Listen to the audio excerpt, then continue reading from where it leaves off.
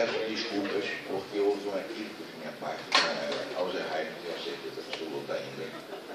Mas eu tinha certeza que a minha palestra era amanhã. E hoje eu vim, inclusive, entrar e resolver um problema no laboratório móvel, de sorte que fui pego de surpresa e, ao acaso, o PPT foi aberto. Eu tinha mandado no Centro Space, o PPT foi aberto e se conseguiu. Mas, de qualquer maneira, minha providência para vir de aldeia para cá outra, eu tenho certeza absoluta que era amanhã. Eu estava envolvido também com a operação de Orange. Quem é que avisa quando chegar na metade do tempo? Ah, perfeito.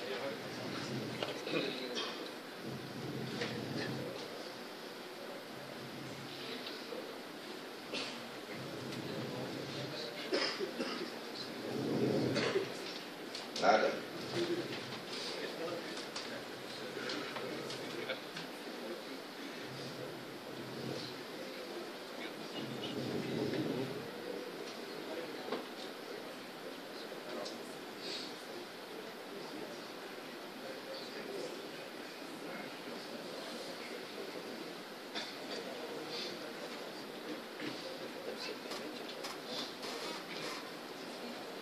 Inicialmente, eu gostaria de parabenizar todos os organizadores, sobretudo um trabalho dessa monta, onde especialistas de grande quilate já apresentaram trabalhos fantásticos, né? E esse é um tema, efetivamente, com significância bem maior do que a dimensão que normalmente nós brasileiros damos ao episódio.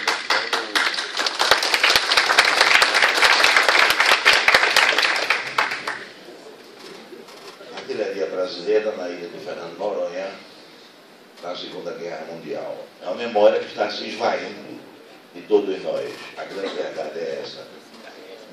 Eu nasci em plena guerra, me lembro de fatos como, por exemplo, meu paramédico do pronto-socorro e o garoto andava nas ambulâncias puxando uma sineta, porque era proibido usar sirene, porque a sirene tinha um outro significado. Quem dos cinquentões, dos setentões de hoje, sabe por que razão se usava sino nas ambulâncias e não sirene? Por que se tapava os espelhos? E por aí vai. Quer dizer, é uma memória que está se esvaindo. E isso, para mim, é algo extremamente terrível, porque, conforme sempre dizemos nos nossos escritos, uma sociedade que não conhece o passado não tem perspectiva de futuro. Esse é o lema do nosso laboratório. E nós, brasileiros, lamentavelmente, não cultuamos o nosso passado. Não devemos cultuá-lo como fetiche, mas cultuá-lo como parte da constituição do presente e, sobretudo, do futuro e a responsabilidade nossa para com as gerações futuras.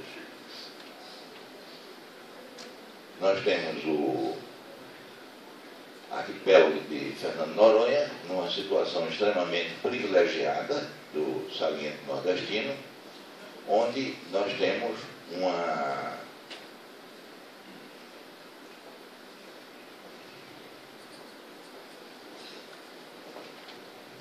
situação que normalmente não é das mais consideradas.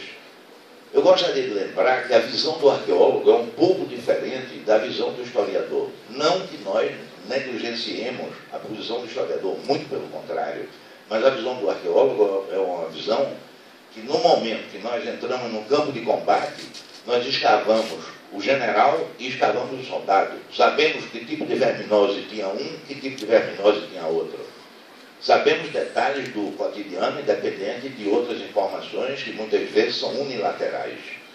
Então, Fernando de Noronha, num dado momento, ocorreu de chegar de repente para a ilha, que tinha uma história desde o período colonial muito bem estabelecida, fixada, desde a presença holandesa, que lamentavelmente já procuramos, mas não conseguimos encontrar vestígios efetivos e concretos, embora tenhamos achado tijolos holandeses, etc., mas outros elementos holandeses não conseguimos encontrar.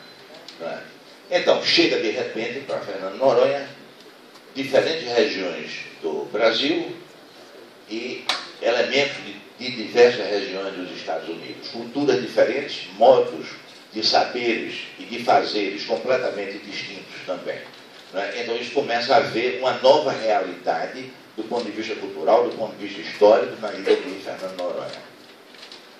Então, o arquipélago passou a viver uma nova realidade social. Essa nova realidade social significa que toda essa situação, Estados Unidos de repente, Brasil continental de repente, mas Brasil de diversas regiões também, com diversas culturas distintas, com diversas maneiras de pensar diferentes. Então, de repente há necessidade de abrigos, mudanças nas técnicas construtivas, necessidade de entretenimento. Durante o período da Guerra Fria, na década de 60, eu tive a oportunidade de ir à ilha, fiquei verdadeiramente deslumbrado com a situação que nós víamos lá. Na época, não sei, talvez muitos dos presentes saibam o que é Sinteco, um produto que substituiu a cera. Você podia fazer a barba olhando para o piso do alojamento dos americanos. Descia lá o Globemaster a cada 15 dias, levando água e levando 15 rolos de filme, para eles verem um filme a cada dia, em cinemascope. Então era uma senhora estrutura. Toda a parte de aço inox, etc., da ilha era atração turística na década de 60, com outra tecnologia. Então, necessidade de entretenimento, chegada e montagem de equipamentos bélicos, não é? Quer dizer, houve mudanças radicais no cotidiano da ilha num tempo historicamente muito curto. Essa nova realidade cultural e material significou uma mudança generalizada no cotidiano da ilha, tudo o cotidiano da ilha. Isso precisa ser efetivamente estudado. Hoje eu fico muito feliz de saber que a diretoria tem hoje metros de depoimento gravados de algo, inclusive eu tive um mínimo de participação, quando já conversando com vários comandantes da força, sugeri, chega um determinado momento, e nós chegamos a uma determinada idade, que hoje deixamos essa memória registrada, perdemos para sempre. A grande verdade é essa. Né? Então entramos num problema de, se não tomarmos cuidado, de memórias e amnésias de um momento histórico, que muitas vezes interessa a alguns grupos, e nós realmente estudamos muito pouco nas universidades, nas escolas, esse período, como também outros períodos. A grande verdade é essa.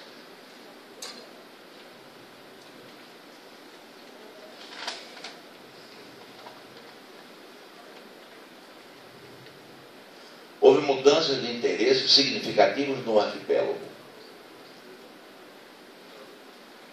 Valorização, hoje já, do meio natural. Então, indiscutivelmente, Fernando de Noronha se preocupa muito com essa questão da preservação do meio natural. E, consequentemente, de toda esse amálgama de interesses, gerou-se na ilha uma ocupação desordenada. A grande verdade é essa. Nós não sabemos, no meu modo de avaliar, como se deveria efetivamente fazer um turismo na ilha com o potencial que ela efetivamente oferece.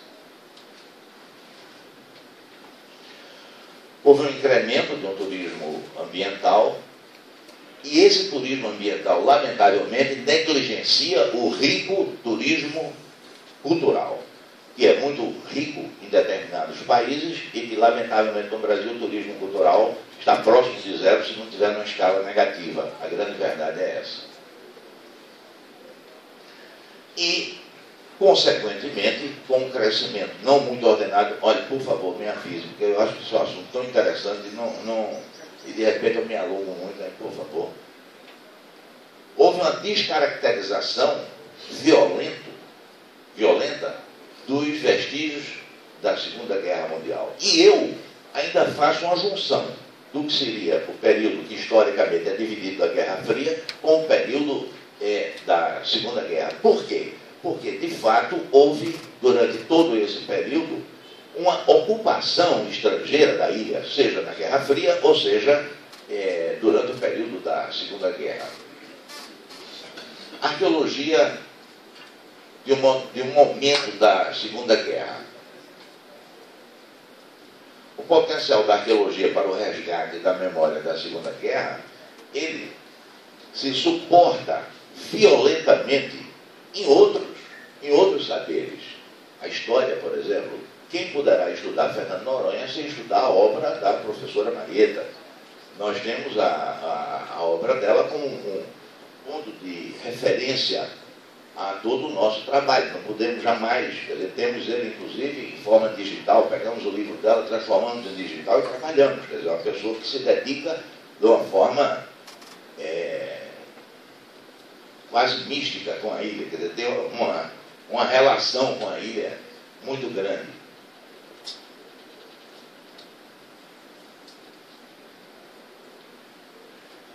Mas acontece que existe algo muito curioso também, ninguém pode discordar, obviamente, da brilhantíssima palestra da professora Marieta.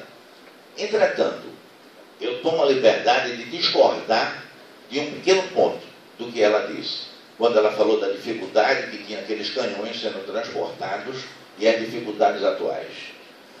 Vejam bem, se alguém, no século XVII, no século XVI, conseguiu levar para áreas extremamente inóspitas, como o Forte de Óbidos, que nós escavamos na íntegra, como o Forte São José de Macapá, que escavamos, como o Forte Príncipe da Beira, eu acho que é completamente inadmissível você pensar que no século XXI nós tenhamos dificuldade de transportar ou de recuperar qualquer dessas posições.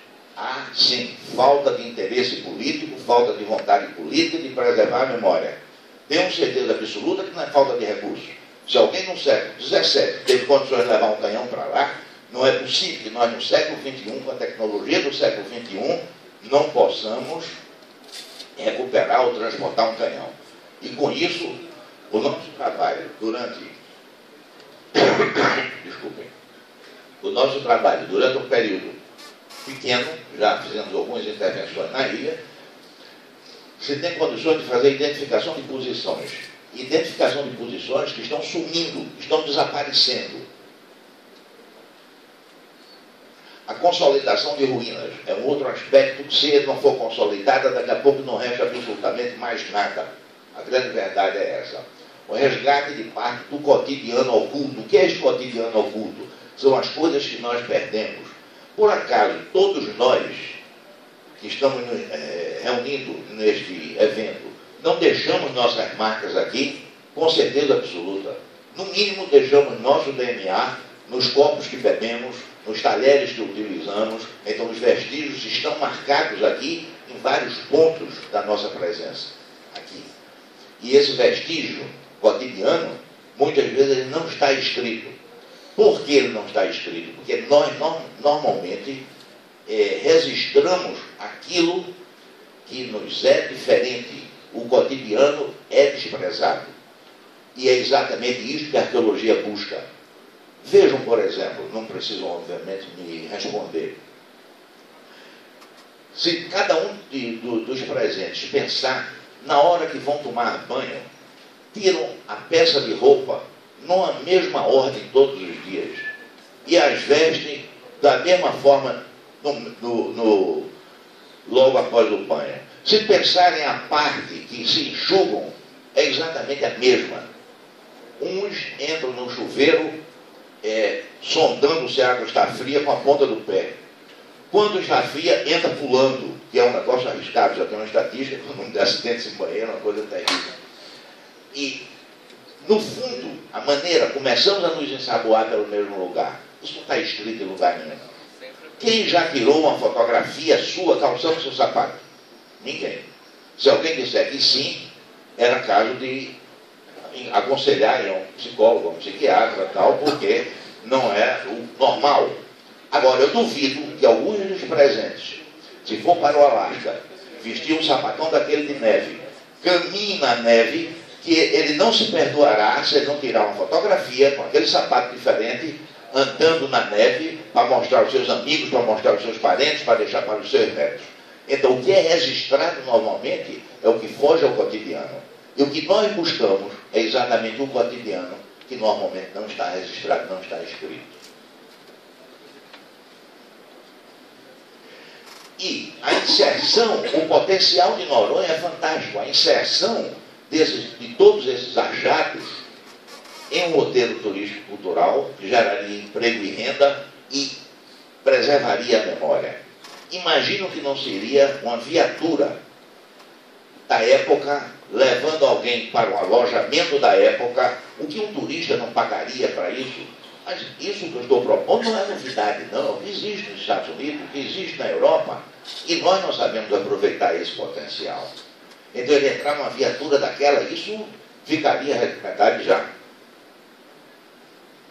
Vamos lá. Entretanto, eu acho que precisamos de uma sinergia entre os potenciais parceiros. E esses potenciais parceiros são vários, os departamentos culturais das três forças.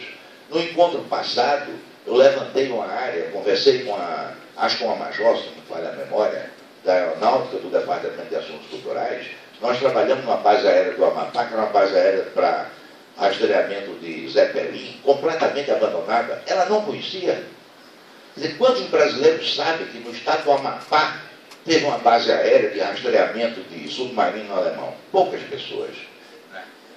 E não me interessa, nesse momento, eu deixei claro que chega um determinado momento que não está interessando se esse forte está na mão do Exército, se esse forte está na mão da Marinha, se esse forte ou essa posição qualquer esteja na mão do IFAM.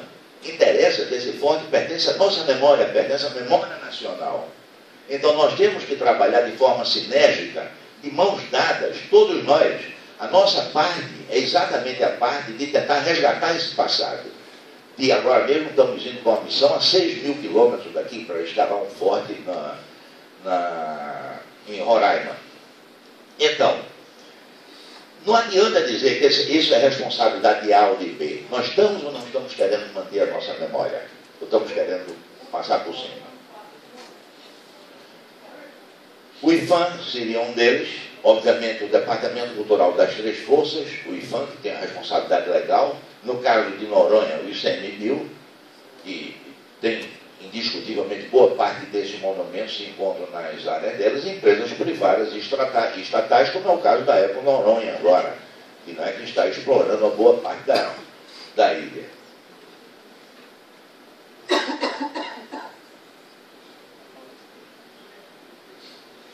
Lampejo da memória que se esvai.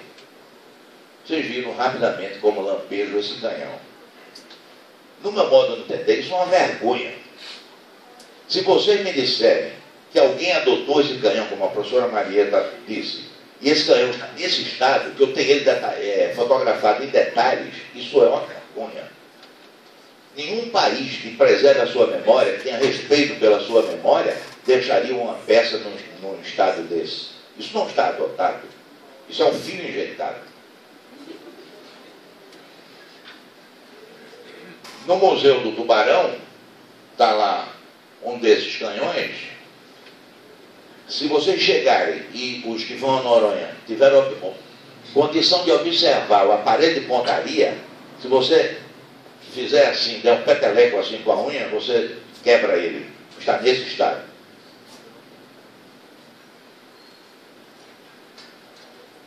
Veja o estado que se encontra o canhão da Air France. O que está na Air France.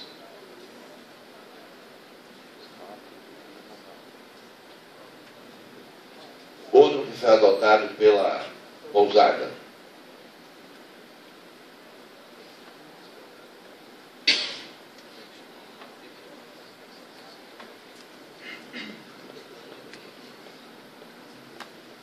Esses daqui também não estão em bom estado. Não estão tão ruins, mas não estão em bom estado.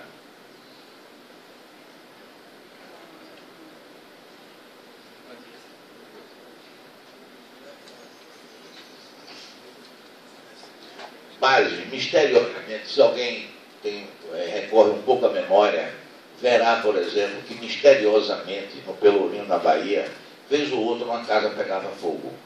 E com isso deixava de estar tombada pelo patrimônio nacional. Misteriosamente, alguns iglus desses da ilha pegam fogo com uma facilidade muito grande.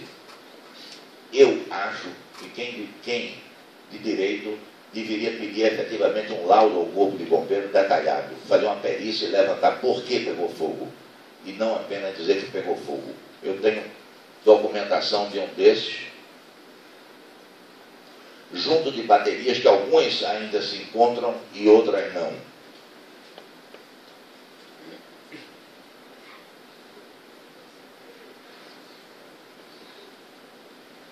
Isso materialmente pode ser detectado, não apenas na fotografia, mas o ponto.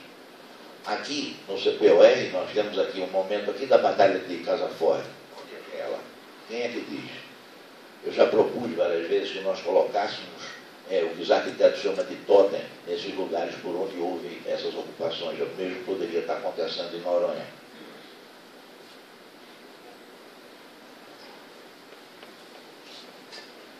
Então, pelas fotos, já é um grande auxílio que a iconografia está trazendo para se imaginar. Nós temos uma trincheira perto dela, perto da coisa. Nós caminhamos nela recentemente, né? Agora, a erosão se acaba, o mato toma conta, e daqui a pouco, isso aqui seria uma atração turística, de colocar lá uma pessoa. Quando eu me refiro ao turismo cultural, é aquele turismo que não depreda, é aquele turismo onde o elemento entraria e sentia a posição.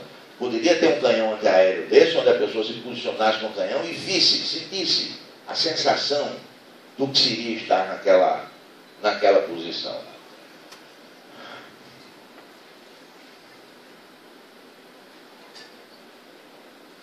Áreas com remanescentes arqueológicos lá já localizados, né? A Baía dos Golfinhos,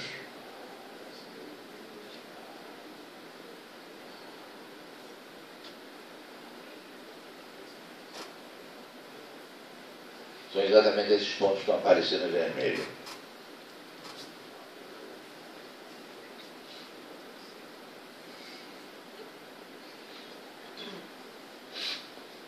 Na Baía dos Porcos, estaria localizado aí. Eu estou tomando a visão daqui? Não.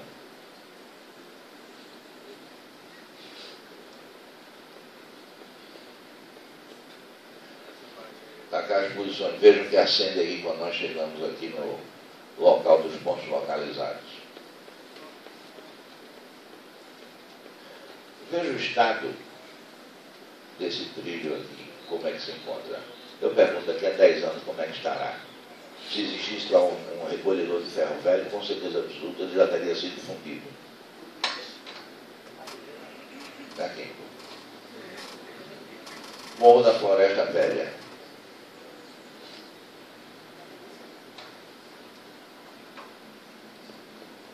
Da área que há vestígios.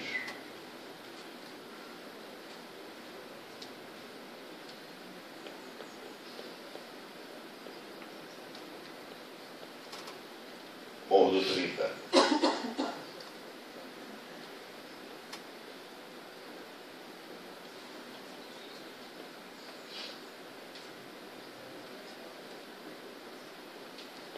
Existem alguns que ainda estão com alguma forma e outras que não restam mais nada. Quando nada, pedras que são reaproveitadas, porque lá existem alguns materiais, como por exemplo a areia, elas são ensacadas. Escavamos um armazém de cereais e alguém lá diz, olha, ensaca e guarda porque vão roubar. E rouba-se a areia lá, porque a areia vem de fora, o material de construção vem de fora.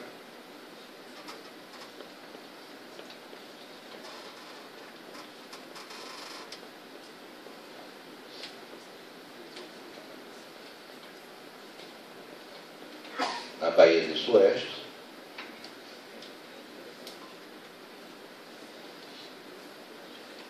na região onde temos vestígios, todos plotados, georreferenciados, a Ponta das Caracas,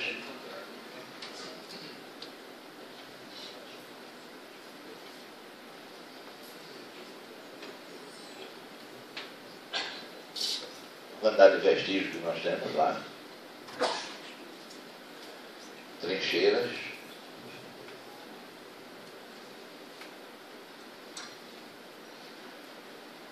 se nós botarmos a camisa que nós usamos por baixo de nosso uniforme todos têm esta frase escrita, pelo menos quando estamos trabalhando, sobretudo em alguns lugares, onde temos uma visitação intensa, como é o caso, por exemplo, da sinagoga, da primeira sinagoga das Américas, do caso da Orange, recebemos 1.232 pessoas em dia. Então isso vai terminando fixando na cabeça das crianças a muralha que cercava a cidade, que o prefeito ia fechar, abaixo-assinado de crianças desse tamanho para o prefeito fez com que elas estivessem abertas. Encontramos, tem fotografia aí no laboratório móvel, nós encontramos inclusive a paliçada em madeira, que foi preservada pela água, porque se ela não entra em contato com o oxigênio, ela está lá preservada. A primeira ponte construída no Brasil por um judeu, por ordem de Maurício Nassau, esse está tapado, lamentavelmente. Quer dizer, é esse turismo cultural que nós achamos que podemos fazer. Quando chegamos lá fora, vemos que as coisas são completamente distintas, não é? As pessoas que tiverem interesse, se entrarem em contato com esta homepage, só basta se identificar. Nós temos a maior boa vontade de todas as vezes que acontecer uma informação nova na nossa homepage, de vários trabalhos, porque nós estamos aqui dando ênfase a Fernando Noronha, e lamentavelmente eu não vou poder estar aqui amanhã. Nós vamos, juntamente com o Coronel Roste, de forma precursora para a ilha, para preparar a visita dos demais, né? E não deverei estar aqui. Entretanto, nós temos todo o interesse, não apenas com relação a Noronha, mas nós temos uma quantidade, nós temos mais fortificações escavadas na América do Sul do que todas as equipes de arqueologia da América do Sul reunidas. Então nós trabalhamos, e se por acaso vocês entram em contato através da diretoria, né, nós sempre trabalhamos em parceria, desde, sei lá, a década de 60, que nós trabalhamos em parceria com o Exército nessa parte de fortificação, e que tem uma curva senoidal em alguns momentos, alguns mais apoiam, em outros momentos menos apoiam. Mas essa é a nossa missão, trabalhamos, fazemos a nossa parte. Está registrado aí um outro, na nossa homepage, um outro fato, já estou encerrando, viu, Tenente? 2 minutos? 3? Então,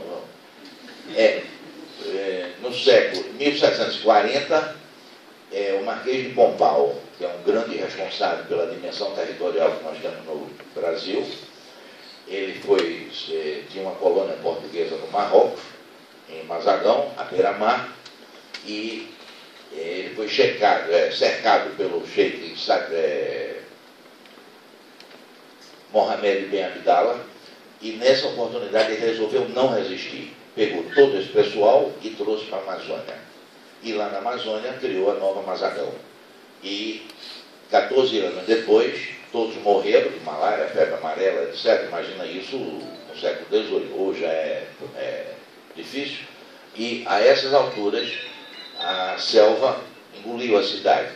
Nós descobrimos essa cidade e resgatamos 69, se não me falha a memória, sepultamentos dos primeiros mazagamenses, e o Exército, numa operação conjunta conosco, na época 3º BIS, e hoje voltou a 34º BIS, mandou 300 homens para lá, e nós repetimos uma réplica da igreja, e lá foram sepultados com honra militar os primeiros defensores da Amazônia brasileira.